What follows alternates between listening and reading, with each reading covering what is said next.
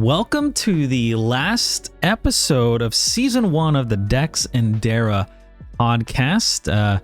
My name's Dekkster, and I'm joined by Dera, right? That's my name. Yep. So we have quite a bit going on here. We have new card acquisition in Spotlight caches, and then we have Spiderman 2099 coming out. We can go over Spider-Ham. How good is he? Do we think he's worth it? And also talk about other things we're doing, as well as the Ben Brode, like a kind of recap on what we did. But let's jump in first. I think Spotlight caches are the most important thing, the biggest news that we've had in a while. Everyone's been complaining about card acquisition, and finally they've kind of reworked it here. Now there's a lot to go over, but the gist of it, I think, is that it's better for everyone. The cons are we have less agency over what we choose to get. You're not going to really acquire gold anymore, and you're not really going to acquire collector's tokens in a similar fashion as you did before, because it's going to be, I think you get like 400 a month as compared to like 4,000 a month is what it used to be. But basically the caches are going to have 4 different cards, and you're going to be, I think you're guaranteed one every 9th cache or something like that. And then once you open the cache, you're guaranteed one of those nice cards or a variant, which is, your card acquisition should go up quite a bit.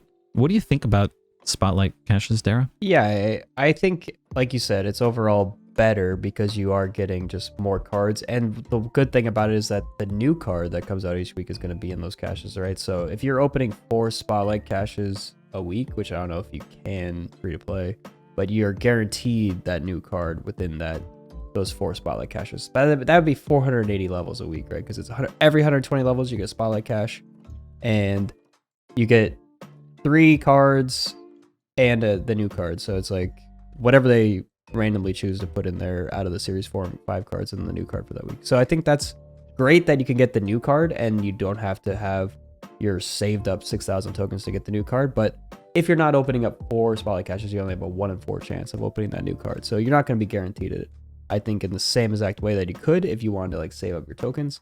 Like you said, it's bad, less agency for that, but overall much better because more people will have more access to more cards. I think it might be slightly worse for people that are collection complete, because I think you might have to spend more to guarantee the new card. Yeah, I don't know. I spend a lot on this game, so I don't think it'll affect me too much in the grand scheme of things. But I'm just sad I'm not getting as many collector's tokens because I want those ultimate variants, man. That actually is a good point. I actually didn't think about how the ultimate variants are going to be affected by this change. They must reduce the cost. Otherwise, I think Cozy did the math. You get like 7,000 collector's tokens a year. A year? Something like that. Maybe it was 8,000 or 9,000. I don't know. You need a rocket science degree in order to understand this to its fullest. But there are some nice infographics.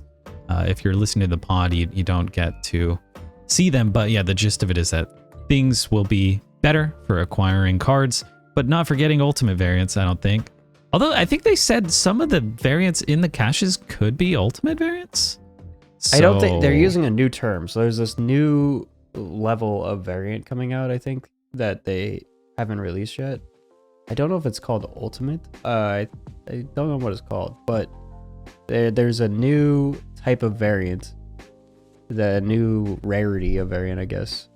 They've said that they're going to do another one. I think they're also doing like mythic variants. What does it say there? Spotlight variant and premium mystery variant. Premium mystery variant. So I guess it's premium. I think that's just what do they call the 1200? Those are super rares. Super rares? Okay. Maybe that's what they mean by premium, or maybe it can be the other one. I don't know. But yeah, I think this is a few steps forward, maybe 1 step back on the tokens. I'm not sure. Honestly, we'll have to see how it plays out. But in theory, it seems pretty dang good. But I think we should just move on here to Spider-Ham. Spider-Ham came out. I actually did a video for this on the main Marvel Snap channel, just going over some Spider-Ham decks. And my cat's moving around. He's clicking buttons. Okay, I think we're all right. Spider-Ham has far surpassed my expectations. He's a 1/1 with the on reveal. Transform the highest cost card in your opponent's hand into a pig, keeping its power and cost. And when I saw this card, before I actually played it, or I saw a data mined, I was like, this is going to be very, very good. It's going to be very good. But what made it even better than I had anticipated was you get to see which card gets pigged. Also, I love saying pigged. It's kind of funny. But yeah, you get to see what gets pigged. Which is huge information. You can see, oh, you hit their Galactus, so you don't got to worry about that. Or you hit their Null, don't got to play around Null. Or you hit their Hulk, you know, their Hulk is not going to continue gaining energy or power. So, yeah, I think Ham is absolutely cracked. I think straight into Series 4 is nice because he's so good. So I think he's one of the best cards released in a while.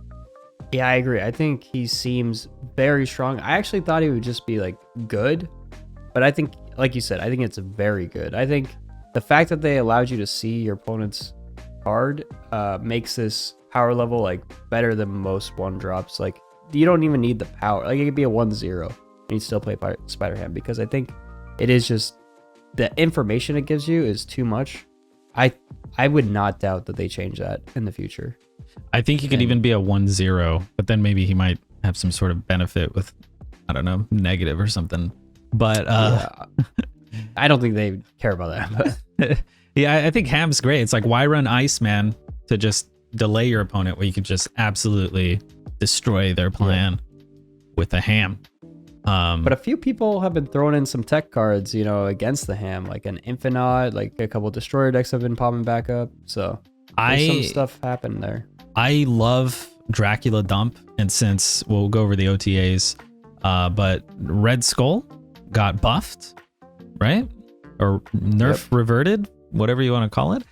Not all the way reverted, but not all the way, yeah. But he's good again in Dracula. You discard him with Dracula, he's 14 power. So you have Red Skull in your hand. If he gets hammed, you're okay with that. You have Infinite in your hand. If he gets hammed, you're also okay with that. So I love Dracula Dump. But yeah, Ham, great card. Do you think he's worth picking up? Spider-Man, yeah, for sure. I told everyone in my chat, it's just like, I think this is one of the better cards that have come out. I think it might be the best of this. I mean, that's hard to say. Silk was really, really good too. Silk is something I put in a lot of decks. So it's like, it's up there though with Silk, I think. Like this for a 1-drop slot, very competitive. Silk for a 2-drop, very competitive. I think you're coping with Silk personally. I think Silk's actually not that great. It is it is so good in a few decks. I think like the decks that you could use it in, like Lockdown, love Silk, you know. Every time I play Silk, nerf, there's always a Fisk Tower every single time. It's not selective memory, it's 100% of the time. But yeah, Ham's worth it. I think something like High Evolutionary is a better investment of tokens.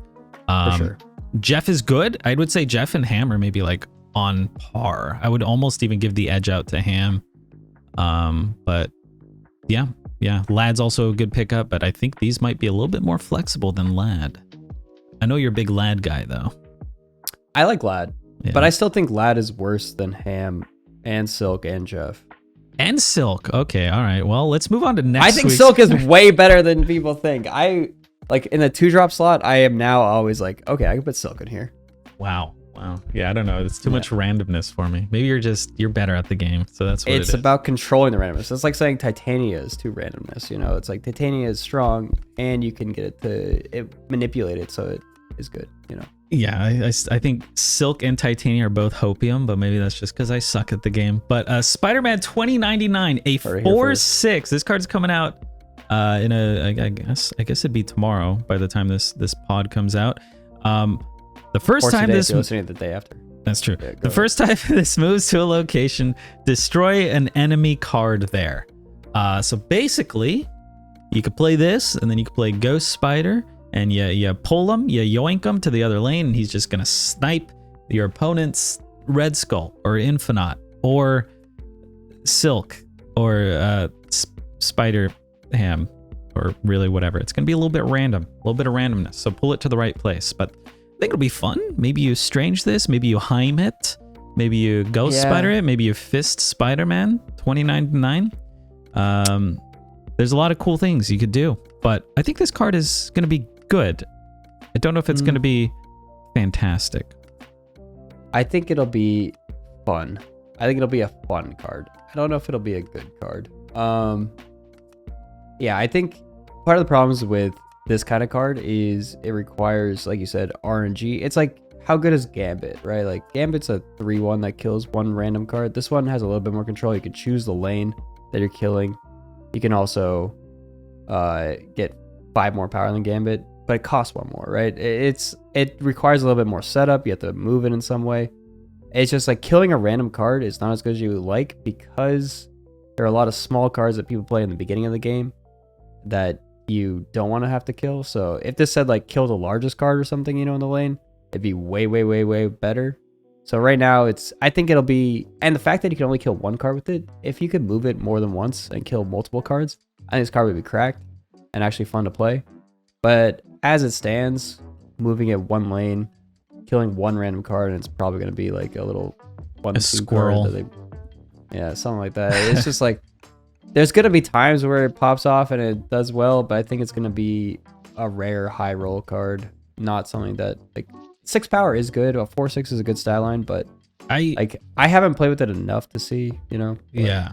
I think this card would be great if you could bounce it and use its effect again, which is not the case. If you're wondering, I think they said, like, right, if you like beast it, it doesn't work again. It's only the first time you ever play it in that game. Cards remember. Yeah, so if you could do it multiple times, that would be so fun and good. I don't know about OP. Maybe it would be OP. But I would almost rather just run Shang-Chi in my deck at a 4/3. You lose 3 power, but you don't have to meet that condition of it moving to a location. If you're already playing a move deck with a bunch of Ghost Spider and stuff, I feel like this kind of goes in it. But if you're not, do you really want to run this over Shang-Chi? I'm not sure. Yeah. I do hope that they, like, I don't know, they could definitely change the text to be like, kill the biggest card, and I feel like that would be 100 times better. Yeah. And it would be like, you play this for sure in every Ghost Spider deck. Yeah, so this may be like a tech card. If you're seeing a lot of decks that are only playing a couple things, maybe like a Shuri deck. But we'll see. A Shuri deck, you're still hitting the Shuri in the Shuri lane. That's the thing. It's a 50-50 at best in a Shuri deck. That's the problem. Yeah. Maybe like a Dracula deck to kill a Dracula or something. It's like, that could be like... Maybe, yeah, it's the Dracula counter. Yeah. I mean, you could also play Storm, and then you could play like Iron Fist turn 4, and then this turn 5 into the Storm lane, play Storm on the left. Yeah. Like blow up what they played into there. That could be interesting, That's true. But yeah, I think this card is one to watch. Is this going straight into 4? This one is going straight to 4. I think only Silk was going to 5 this season. Yeah, maybe that's it. Because Silk was cracked and they knew it was too good. It's just horizontal titanium, man. I can't get behind it. I've tried. I'll continue messing around with Silk, but yeah. Let's see. I did want to go over the OTAs real quick. This was a large OTA. Nimrod going from 5 to 6 power. I've been enjoying playing Nimrod quite a bit. Red Skull going again from 12 to 14, but the ongoing going back to +2 for each enemy card, or whatever they call them. Dr. Doom getting nerfed from 5 to 4 because we said on the podcast to Benbro, to his face, we said, please don't nerf. I begged him not to. We'll suck your toes, just don't nerf and then Doom. He spited us in spite of all of our begging. Yeah, he still did it personally. He went in there and changed the number for the OTA. It's kind of messed up. Yeah. But the thing I'm most excited about here is Nick Fury going from a 5/7 to a 4/5. Have you messed around with Nick Fury? I did play a Nick Fury deck, and I felt like it felt really good. It was a Zabu Nick Fury. Now it's a 4 cost. It's a Zabu card now, It felt good. I like getting random 6 drops in Conquest mode especially. Mm-hmm. It felt really strong to just get a random Heimdall or something, and someone played Spider-Man, and I got a random Heimdall, and I just moved all my cards over, and they just won me like 8 cubes, and it's just like, it's over. This deck looks fun, the one you've been playing here. It's like a Devil, Dino, Nick Fury, Iron Lad deck. You are not going for the Hawk package. You're also not even running a Mystique. You're just going for a wave on 5 into a Devil Dino? Deck. More so than a collector Dino rather than Hawk Dino, which I saw a lot of Hawk Dinos out there, and I was like, I don't want to just make another Hawk Dino. So also, there's some anti-synergy in this deck for sure. I will say, we're running Kitty, Killmonger, and Wave. So watch out for that if you try this deck. I would definitely, yeah, the deck is mainly collector cards, but I wanted to run Collector Kitty, but then I also wanted some tech cards for Conquest because there's other people running more bouncy stuff than us, you know. Quinjet Killmonger is definitely a choice. Yeah, you can kill your Quinjet. I don't care about killing my Quinjet, but it's like Killmonger is like a turn 6 play in this deck because you have Zabu, so it's like you can play a 4-drop and Killmonger on the final. Just do a Killmonger Nick Fury, juice up your collector on the final turn. That's a good play. But yeah, Nick Fury's a lot of fun. I really like him at that 4-5 spot. I think messing around with collector, Dino kind of brought back into the spotlight here. It's a lot of cool things you could do here, and just the Quinjet, the synergy, it's so good. Where's Maria Hill? Where's well, Coulson's Maria right Hill doesn't have the Quinjet synergy as much because it's a 50-50 to get a 2-drop or a 1-drop. 1-drops kind of suck to get out of Maria Hill if you want a Quinjet value, you know. I really wish Maria Hill just gave you a 3. A 3? Why not a 2? Just give a 2. Okay, I wish she gave you a 2 or a 3, not a 1, because no Quinjet value. I used to like her at 1 because I would run a bunch of 2s and 1s in like a zoo deck, I think, and then I would just throw out a 1. But yeah, her randomness, I think, made her worse. I've never been a Maria Hill believer, honestly. Yeah, the entire time. Coulson, though, I've come around to. Cozy will, you know, point at me and laugh because I always said I hated Coulson, and Cozy loves Coulson. It's one of his favorite cards, but it is. It's a good card. I think what I've realized is like random generation cards are good if they generate more than one card. I think that's like where I draw the line for the most part. That's why my collector deck, the only random generation cards I have in there are the ones that generate more than one card. Yeah, you got some options, you know? It's nice. Yeah. No Cable, no Mantis, no Sentinel, you know? Yeah. All right. Well, I think that pretty much covers OTA. We have been messing around with a bunch of Nimrod decks as well. Seems all right, but I think we both played the same deck. I think I took your deck. Someone in my chat came and they said, "Hey, play this." I said, "All right." And then now I'm realizing, it's a good deck. I think it's your deck. Yeah, but you can see that on my YouTube, maybe on Dera's YouTube later. Yeah, maybe. Should we recap Ben Brode, maybe future guests as well? I think the Ben Brode interview was interesting. We didn't have a lot of time with him, and we asked them about card acquisition, and they just said, "Oh, things are coming. Things are gonna happen, right?" And then they did announce it right after, but they could have given us a little teaser. I feel like for the pod. Yeah, a little tease. Now everyone's like, "Oh, you didn't press them hard enough." But it's like, really, what do you want us to do? Just constantly press them on? Then, oh, yeah. What about card acquisition? Oh, it's coming, and then we just keep pressing them, and they just don't say anything, and then that's the whole interview. I don't know what people wanted, but Spotlight Cassius. Like they're told they're not allowed to say things, right? Like from like their PR department, like they're like from the marketing team, they're like, don't say this, we need to like say this. Yeah, they're just gonna say we're working on it. We're not completely satisfied with it. We're working on it. That's always the answer. That's the PR answer, and that's what it'll always be. Doesn't matter how many times we ask the question. I did try to ask, like, are they happy with it? You know, to not ask like what's coming. I just wanted to get like their feelings on it, but they were too smart and they didn't fall for that trap. But it wasn't meant to be a trap. It was meant to be like get their actual thoughts on it, because I think acquisition, like you said, like it was on everyone's minds and everyone wanted us to ask about it. But it's one of those things that like I don't know their actual thoughts on how they think the community sentiment is, you know? Yeah. I want to know that.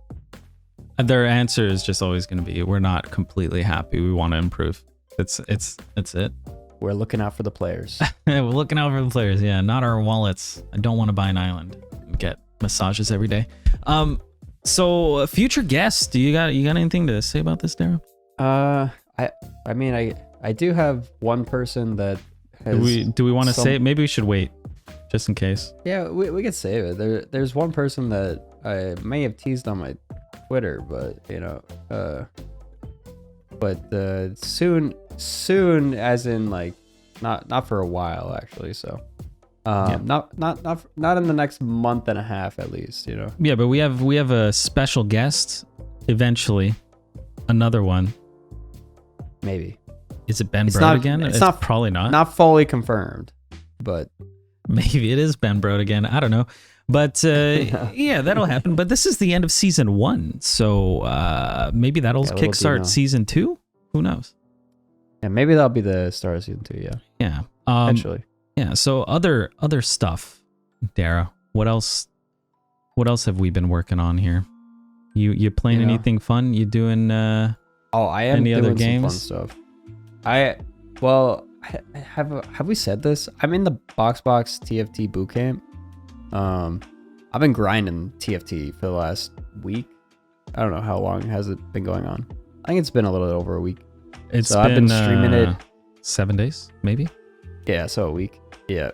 I've been grinding it every day, trying to stay on top of this. So they eliminate people every single day of this thing. So it's just like you basically just play ladder in TFT, and you have to get as high a rank as possible. And the lowest ranked people each day get eliminated. So you can see, if you're watching the YouTube, it's like 4 people now are getting eliminated today. I'm ranked 6 right now. There's 16 people left, so I'm kind of safe-ish as long as I don't fall down too much. The way I see it, you're top 10 in the world based on what I'm looking except at if you here. look on the right side where it says the pros and I'm under the entertainers, you know. we don't look at that part. You're top 10 entertainers in the world. That's quite an accomplishment, I'd say. Yeah. I think the number 1 dude in the pros is actually the number 1 ranked person. So like on all of TFT. So dish soap. Yeah, at least on NA. I need to buy more dish soap. I'm actually running low. Reminder. But yeah, all those guys on the right are cracked to the game. Like if you look at Boxbox, if you scroll down, like Boxbox got out in his own tournament on like the 2nd day. So, and he's really good at the game. So it's just like surrender disguise to it. Oh wow. Yeah, that's rough. Yeah, so it's like it was a tough thing for being in the pro league. Like he got eliminated at the same rank that I am right now. So oh my I would have god, been eliminated day 2. Soju gonna get Soju's gonna get eliminated. The most watched TFT player is on the cutting block. You know, whatever it's called, chopping block. Wow, that's insane. But yeah, this game. I now sleep, and like when I close my eyes, I just see TFT like reroll boards. Like I just am thinking of comps to put together. It's just like I've played so much of it. I've literally played like 12 hours a day. You're enjoying it though, right? It's a good game. Oh, it's so fun. This set is really, really fun. Like I would recommend anyone to get into it because it's just like a really, really fun game. But I will say it'll take your life away because you'll be addicted. I have definitely been addicted to this game before. And there's a lot to learn constantly. It's like so much changes. So it's That's huge part of the addiction. Yeah, it's a huge time investment. I don't think I was ever this high. I think I was like almost diamond, but I'd only played for like a month or so, I think. And then I just stopped.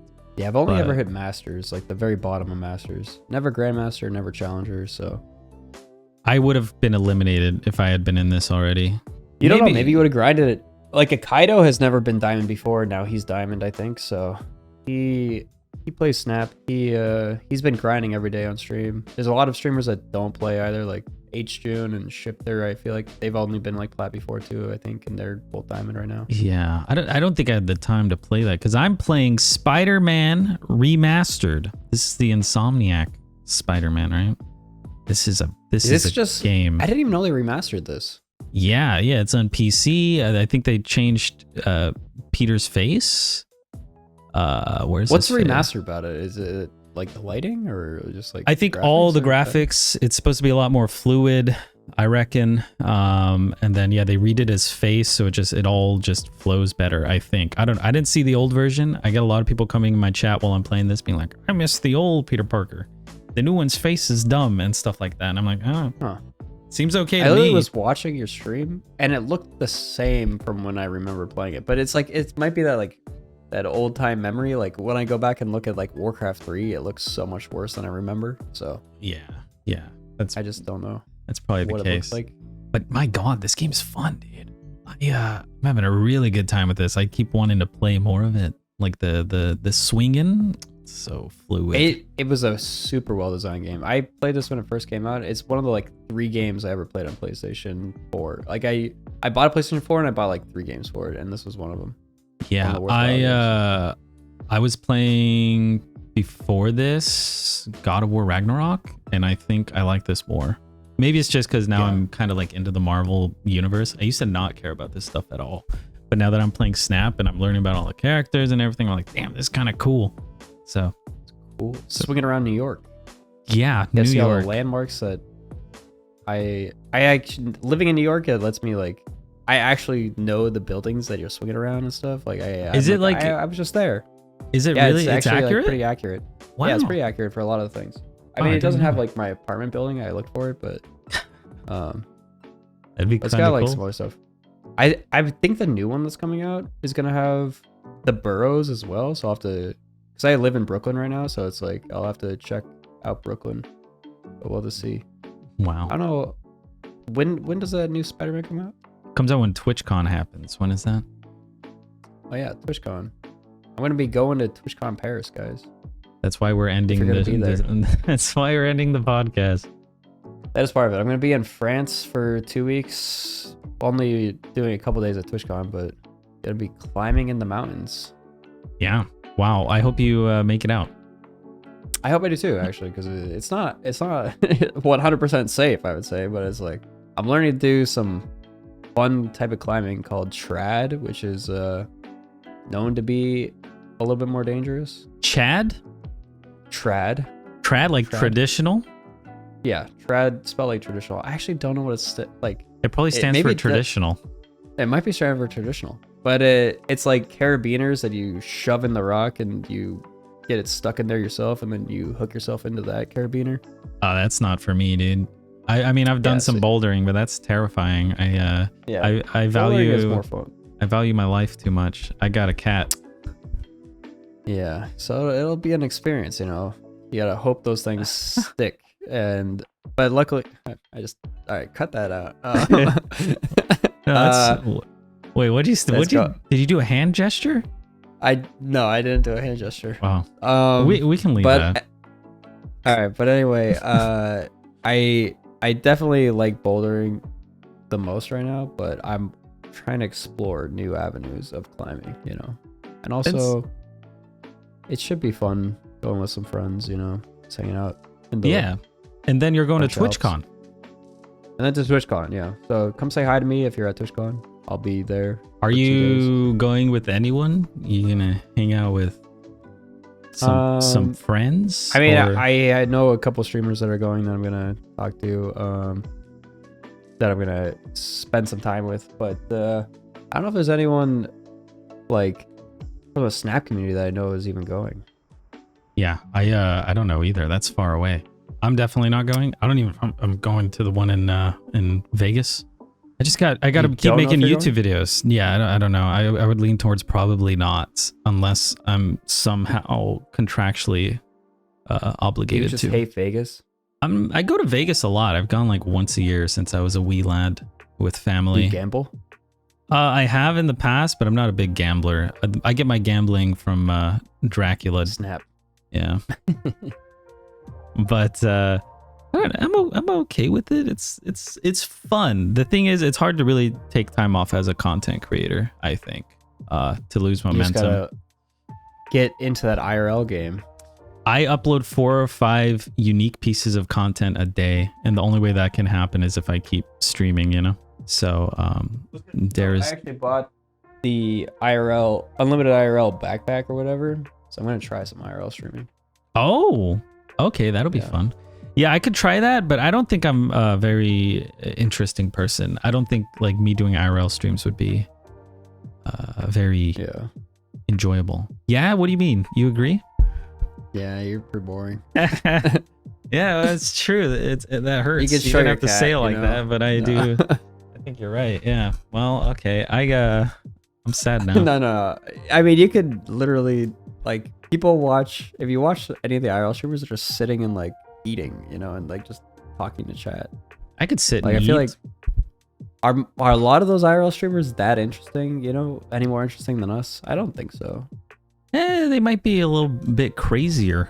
You know, they might go. They're willing to push the limits. They're willing to yell in public. Some of them. I think some of them are, but some of them are very polite people. Like, I don't think like Jake and Bake, who's one of the biggest streamers, I don't think he really like yells in public. You know? Well, I don't watch him, so I can't really say. I guess I don't watch any IRL streamers. I'm just watching the hot tub category all the time. That's IRL. You're right. Yeah. Kind of. I don't know. It probably is. Well, I think we can end it here. This is kind of a short one, but I feel like we covered all the important topics. Maybe I forgot one and we'll be like, oh shoot, we forgot it. But thank you for being here. This will be the end of season 1. When will season 2 start? Who knows? When will it start? Yeah. Will Dera get out of the Alps? What if I don't? Then Will I can't have a solo podcast. Dekks and Dera podcast, and I'll just have I'll have you deep faked onto Cozy. All right, I'll allow that. Yeah, that's my dying wish. Cozy to replace me, but a deep fake of my face over him. All right. Well, yeah. Thanks for watching, and bye bye. Bye for now.